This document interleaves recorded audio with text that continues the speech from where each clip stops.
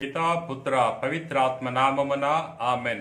క్రీస్తునాథుని యందు ప్రియ సహోదరి సహోదర, ఈరోజు మ్రానికమ్మల ఆదివారాన్ని కొనియాడుతున్నాం. ప్రజలు యేసు ప్రభుని మ్రానికమ్మలతో యెరూషలేము పట్టణానికి ఆహ్వానించి ఉన్నారు. పాస్కా పండుగకు ప్రజలందరూ కూడా వివిధ ప్రాంతాల నుండి యెరూషలేము పట్టణానికి వెళ్తున్నారు. యేసు ప్రభు కూడా యెరూషలేము పట్టణంలో జరిగే ఈ పాస్కా మహోత్సవంలో పాలు పంచుకోవడానికి వెళ్తున్నారు. కానీ ఈసారి ప్రభు వైభవపేతముగా ఆయన యెరూషలేము పట్టణంలో ప్రవేశించబోతున్నాడు. తానే స్వయముగా ఈ ఏర్పాట్లను చేసుకుంటున్నాడు. బెతానియా బెత్ఫగే అనే గ్రామానికి ప్రభు చేరుకున్నప్పుడు తన శిష్యులను పిలిచి తెలియజేస్తున్నాడు. ఎదురుగా ఉన్న గ్రామానికి వెళ్ళండి, అక్కడ ఒక గాడిద పిల్ల కట్టివేయబడుతుంది, దానిని తీసుకురండి. ఎవరైనా ఎందుకు తీసుకువెళ్తున్నారు అని అడిగితే ప్రభువుకు అది అవసరము అని తెలియచేయండి, వారు అప్పుడు మీకు అనుమతిస్తారు అని ప్రభు తెలియజేస్తున్నాడు. ప్రభు ఆదేశించినట్లే ప్రభు శిష్యులు గాడిద పిల్లను తీసుకొస్తున్నప్పుడు ప్రశ్నించున్నారు. ఎందుకు తీసుకెళ్తున్నారు అన్నప్పుడు వారు తెలియచేసి ఉన్నారు. ప్రభుకి అవసరం అన్నప్పుడు వారు ఎటువంటి అభ్యంతరము తెలియచేయలేదు. ప్రియా సహోదరి సహోదర, ఈ గాడిద పిల్లను తీసుకొచ్చిన తర్వాత దాని మీద వస్త్రాలను పరిచారు. ప్రభు దాని మీద కూర్చుని పురప్రవేశం చేస్తున్నాడు. ప్రజలందరూ కూడా మ్రానికొమ్మలతో జై జై ధ్వానాలు పలుకుతున్నారు. కొంతమంది మార్గములో ప్రభు గాడిద మీద నడిచి వస్తుంటే తమ యొక్క వస్త్రాలను పరిచారు. ప్రభువుకి ముందు వెనకాల నడిచే వారందరూ కూడా మ్రానికొమ్మలు పట్టుకుని దావీదు కుమార హోసానా, దావీదు కుమార హోసానా, ప్రభు పేరిట వచ్చి వాడు స్తుతింపబడుగాక అని జై జై ధ్వానాలతో ప్రభుని యెరూషలేము పట్టణంలోకి ఆహ్వానించి ఉన్నారు. ప్రియమిత్రులారా, ఇంతకుముందు అనేక సార్లు యేసు ప్రభు యెరూషలేములో ప్రవేశించారు. మునిపెన్నడు కూడా ప్రభు ఈ రీతిలో బహిరంగముగా వైభవపేతముగా ప్రవేశించలేదు.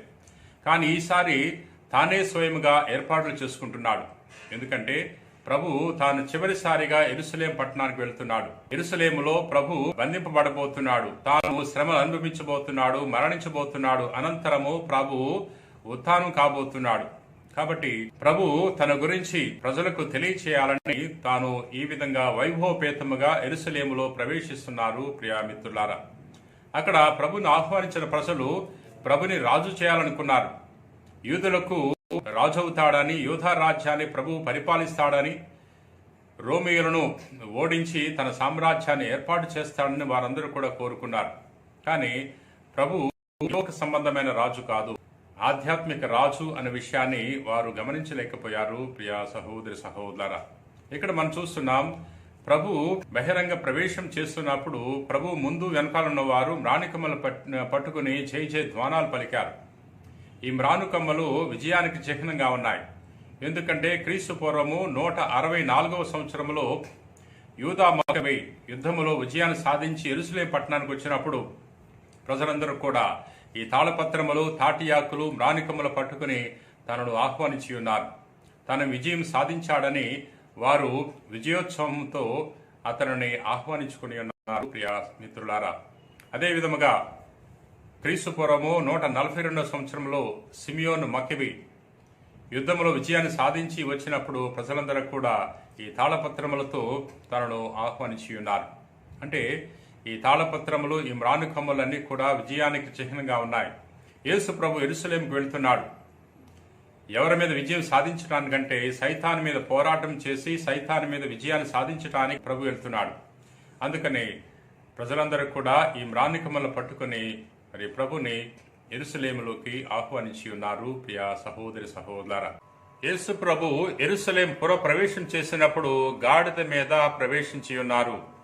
గాడిద శాంతికి చిహ్నంగా ఉంది, వినయానికి దీనతకు చిహ్నంగా ఉంది. ప్రియా మిత్రులారా, ఆ రోజుల్లో యుద్ధానికి వెళ్లే రాజు గుర్రం మీద వెళ్లేవాడు. గుర్రము వీరుని శూరుని సూచించేది. ఒక రాజు శత్రురాజుతో శాంతి చర్చలు చేసుకునేటప్పుడు గాడిద మీద వెళ్లి శాంతి చేసుకునేవాడు. ప్రియా సహోదరి సహోదరా, ఇక్కడ యేసు ప్రభు ఒక శాంతి ప్రదాతగా యెరూషలేము పుర ప్రవేశం చేస్తున్నాడు.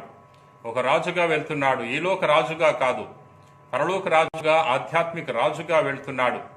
అక్కడ సైతానుతో పోరాటం చేయబోతున్నాడు. ప్రజలు ప్రభుని ఈలోక రాజుగా చూడాలనుకున్నారు. యూదులకు రాజవుతాడని, రోమియోలను ఓడించి తన సామ్రాజ్యాన్ని ఏర్పాటు చేస్తారని వారు అనుకున్నారు. యేసు ప్రభు ఆధ్యాత్మిక రాజని, పరలోక రాజని వారు గ్రహించలేకపోయారు. ప్రియా మిత్రులారా, యేసు ప్రభు శాంతి ప్రదాత, మన రక్షకుడు, మనకు రక్షణ ప్రసాదించడానికి ప్రభు ఈ రోజున గాడిద మీద యెరూషలేము ప్రవేశం చేస్తున్నాడు. మరి ప్రభువు ప్రసాదించే ఈ రక్షణను మనం పొందుకోవాలంటే మనం కూడా ప్రభు యొక్క శ్రమలలో పాలు పంచుకోవాలి.